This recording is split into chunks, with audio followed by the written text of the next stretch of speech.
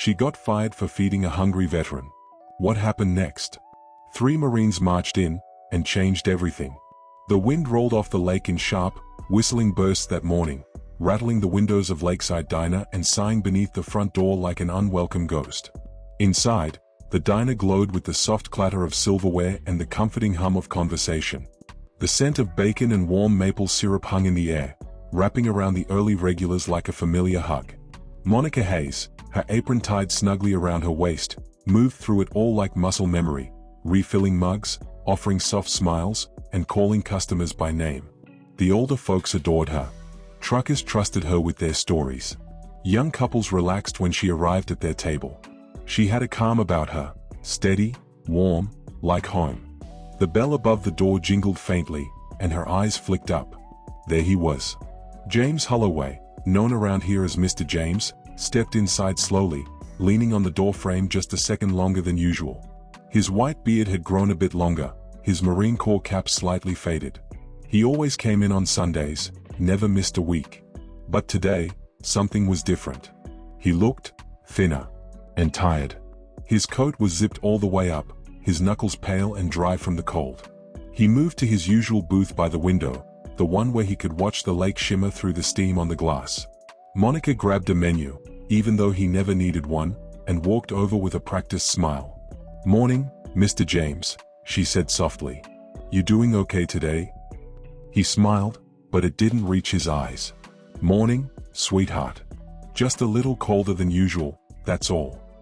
She glanced at the trembling in his hands as he tried to unwrap the paper napkin around his silverware. He pulled out a crumpled few dollar bills and a handful of change from his pocket and gently laid them on the table. "Just coffee today," he said. Monica looked down at the coins. Not enough for toast. Definitely not enough for a full breakfast. Something in her chest tightened. She gave a small nod, then leaned closer, voice low. "You sit tight. I'll get that coffee going." She moved to the register, but instead of ringing up the drink, she quietly reached into her apron pocket and pulled out her own wallet. She counted out enough cash for a full breakfast: eggs, sausage, grits, and the coffee. Every cent from her tip jar last night. Gone in seconds. She scribbled a note for the kitchen.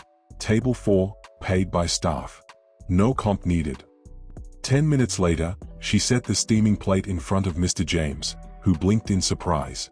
"Monica." "Don't argue with me," she said, but her voice was soft, almost motherly. "You've earned more than this breakfast in your lifetime. Just eat." He looked up at her, and for a second, something glassy passed over his eyes. He nodded, hands shaking just slightly as he picked up his fork. She turned to walk away, and then she heard it. "Excuse me." The voice cut through the diner like a blade. She turned. Her manager, Rick Wallace, broad-shouldered and always watching, stood by the counter, arms folded, eyes like ice. "You paid for that?" he asked loudly, in full view of the customers. Monica stiffened. "Yes. Out of my own tips." Rick stepped forward, slow and theatrical. "Did you clear it with me first?" "I didn't think I needed to," she said, trying to keep her voice even. "It was out of my own pocket, and I marked it properly for the kitchen." Rick's mouth twitched, somewhere between a smirk and a snarl. "This isn't a soup kitchen, Monica. It's a business. You don't get to decide who gets handouts." "It wasn't a handout," she said firmly. "It was respect. He's a veteran. He's been coming here for 3 years." By now, the diner had gone quiet. Even the eggs sizzling on the flat top seemed to hush. Rick's face reddened. "You're done here." The words hit her like a slap. She blinked. "What?" "You heard me. Pack your things.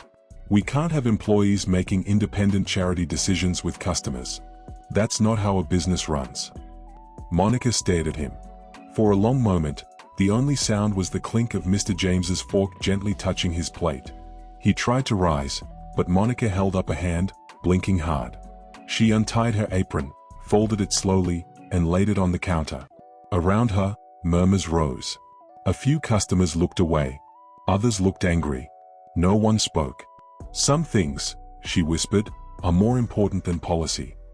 She gave Mr. James a soft, apologetic smile. Then turned and walked out the front door, coatless into the cold. And in the back corner of the diner, unnoticed, a young man in a black leather jacket put down his coffee and pulled out his phone. "We've got a situation," he said quietly, then ended the call. The cold wind rattled the glass door again as it shut behind Monica Hayes, but it couldn't drown the silence she left behind. Inside Lakeside Diner, no one spoke. Mr. James sat hunched over his now cooling breakfast, shoulders drawn in like a man trying to disappear. His fork rested on the plate. He hadn't taken another bite. Across the room, Rick Wallace, the manager, paced back toward the register, muttering something about insubordination and setting a precedent. But no one met his eyes. Not even the teenage dishwasher behind the counter, who stared hard at his sneakers. Then a voice spoke from the end of the bar. "You okay, sir?" The words were quiet, but they cut through the awkward hush. Logan Pierce, a regular, sat in his usual seat, leather jacket zipped halfway up, a half-empty mug of black coffee in front of him. He looked young, maybe mid-30s. Clean-cut. Quiet. The kind of man who tipped well but didn't talk much. Mr. James looked up, caught off guard. "Huh?" "I asked if you were okay," Logan repeated gently. Mr. James offered a faint nod. "I'm fine. Wasn't her fault. She's always been kind." Logan's jaw tensed. Didn't look like kindness was the issue back there. No response. He stood slowly and pulled a couple bills from his wallet, laying them on the counter. Then he slid his phone from his back pocket, thumbed through his contacts, and walked toward the corner near the bathrooms, out of earshot from Rick. The phone rang once. Then again. Then, a voice on the other end. Gruff, but alert. "Yeah." Logan didn't waste time. "It's me.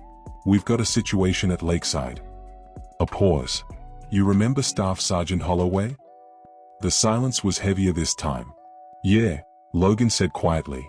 "He was just publicly humiliated. Fired a woman for feeding him, out of her own pocket. Name's Monica Hayes." Another pause.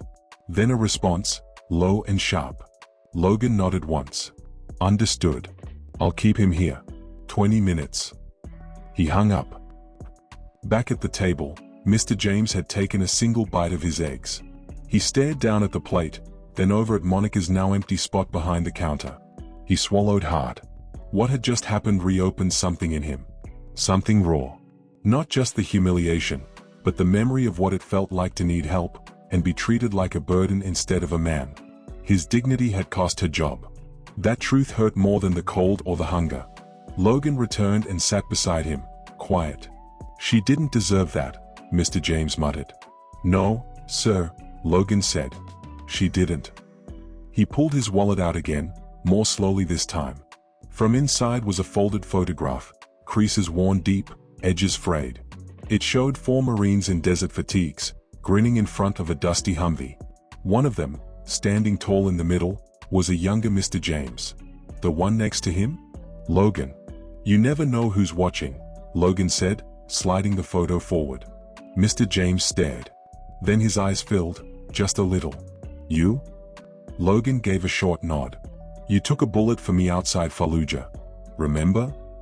Mr. James blinked rapidly. The years had blurred so much. But now, the voice, the face, yes. "That was you?" Logan didn't answer. Just tapped the table twice, then turned to look out the window. Outside, in the distance, 3 figures in marine dress blues were crossing the street. Boots crisp, shoulders square, medals catching the morning sun. The silverware rattled on tabletops before anyone even saw the door open. Boom. The wind didn't slam it, they did.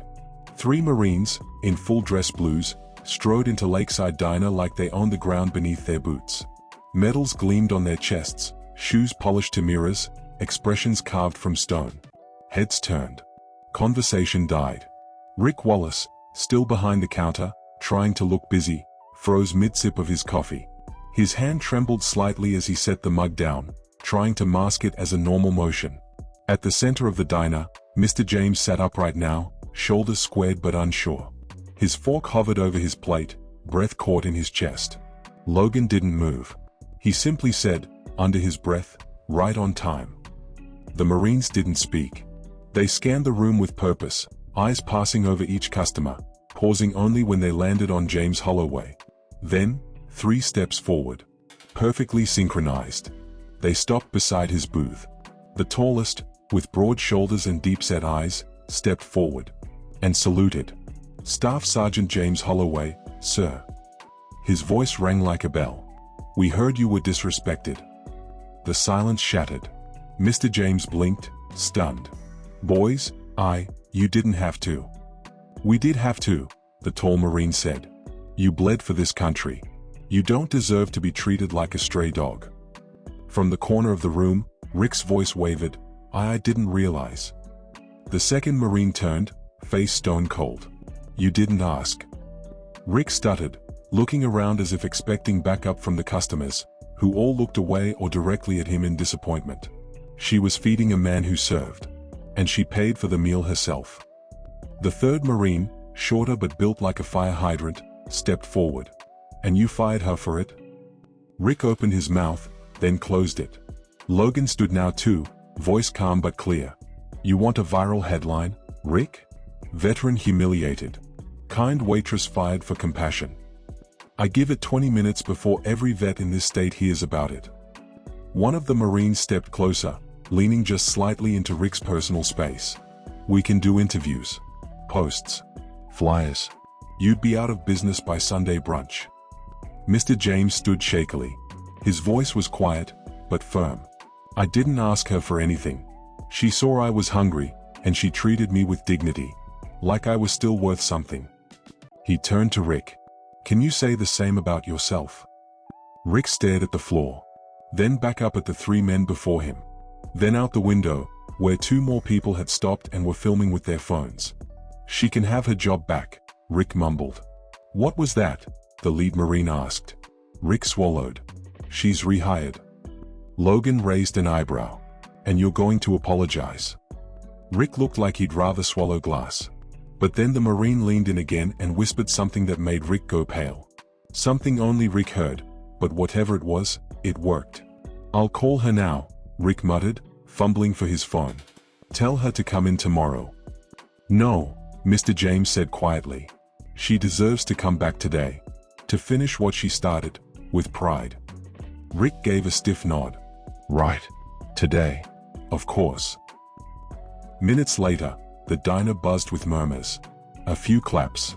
A new energy. The Marine stood tall, nodding respectfully to Mr. James.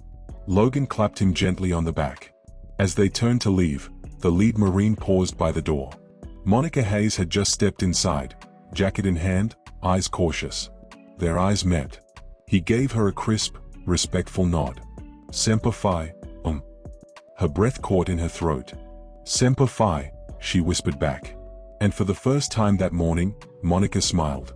Not just because she had her job back, but because, in a world that often looked the other way, someone stood up. Not for rules, but for what was right. The door to Lakeside Diner closed gently behind Monica Hayes this time. No wind, no drama. Just the soft jingle of the bell above, and the sudden quiet that followed her in. She hadn't expected to come back today.